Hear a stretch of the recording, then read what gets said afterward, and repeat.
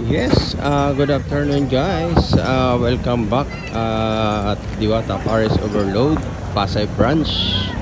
Muli ay makikita natin dito ang update kay Diwata. At ito nga no, sa ganitong oras. Ang oras natin ngayon guys ay alas 6:10 na ng hapon. So for now, may nakikita tayo ngayong napakaraming customer. Ayan o. So, dumadami. Nasa Batang Quiapo. So, ayan guys. At ayan. So, for now, update tayo guys. Nandito tayo ngayon. For now, maraming tao, maraming customer, marami na namang nakapila, di ba?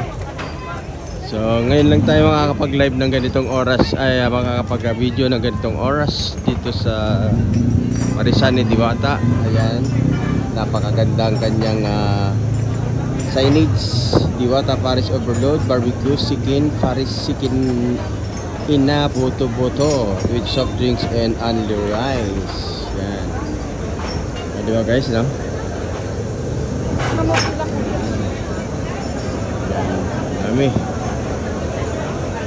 Dami ng tao, padami na uli ng padami. Uli ay muling dumadami. Excuse.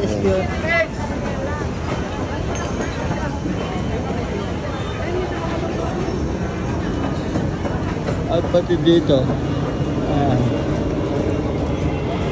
ay dumadami.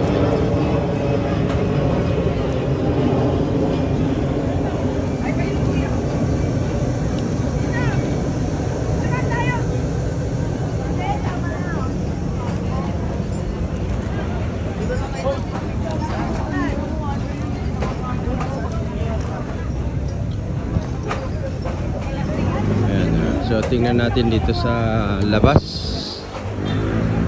Ayan. Ganito ang itsura dito. At maraming mga customer na nagkakalipon-punan. At of course, syempre hindi mawawala yung mga vendors, mga nagtitinda dito. At syempre dito din. So, i-update natin guys, ganitong oras.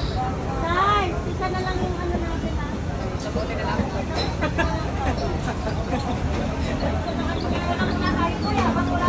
At ayan ang pangyayari ngayon. Nakapila, mahabang pila. init.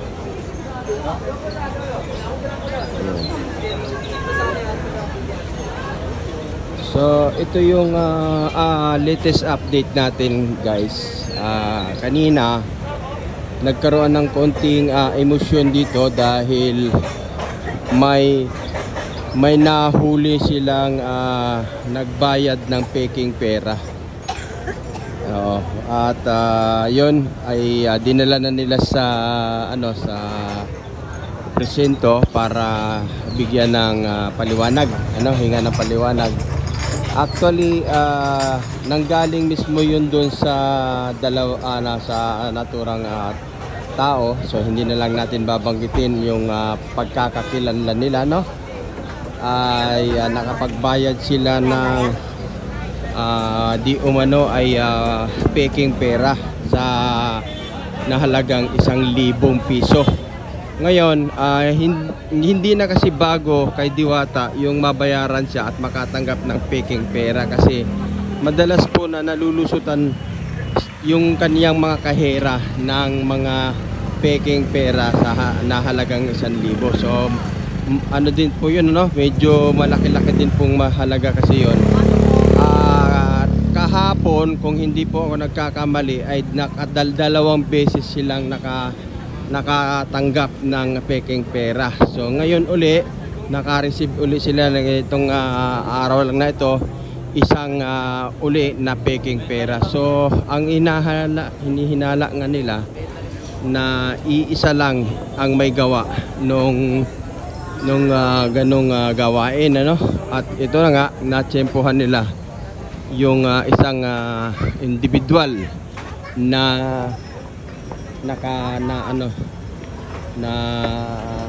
nahulihan nga, no. So hindi na lang natin babanggitin kung sino sila, anong pagkakakilanlan nila, dahil siyempre may karapatan din lang depensahan ng kanilang sarili. Pero ang masasabi lang po natin ay sa kanya mismo nang galing yung naturang peking pera. Kaya naman hinold sila, dinala dito sa opisina para tanungin at kung saan galing yung naturang halaga. At siyempre dahil sa yun na nga ay paulit-ulit na nga na nangyayari, at nagdesisyon nga yung pamunuan nitong Diwata Pasay Branch na dalhin na lamang sa mga autoridad. Di ba? Kasi siyempre ano pa naman yan tatanungin pa lang naman kung ano yung katotohanan. Di ba guys? Ganun lang. At rin naman sana sa ating mga customer, sa mga customer po na pupunta rito at bibili o kakain, ay siguraduhin nyo po muna mga kababayan na yung ating ginagamit na halaga o pera ay hindi po siya peke, para maiwas po tayo sa anumang klaseng abala. So sinasadya man o hindi, pero yun na nga ay ang peke ay peke. Di ba guys? Ayan mahaba na pila guys. Ayan. Ito na po yung pila. Ayan at paunti-unti na po uling humahaba at humahaba at humahaba ng humahaba. Ayan. Ayan na guys. Ayan. So yun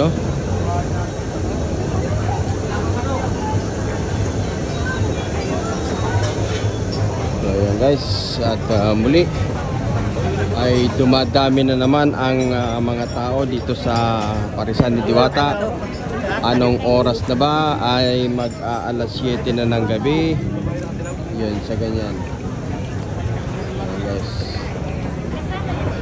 dumadami na muli ang Parisan, customer ng Parisan ni Diwata dito sa Pasay Branch. So maraming salamat po. Update ko po kayo agad kung ano po ang balita dito sa Diwata Paris Overload Pasay Branch.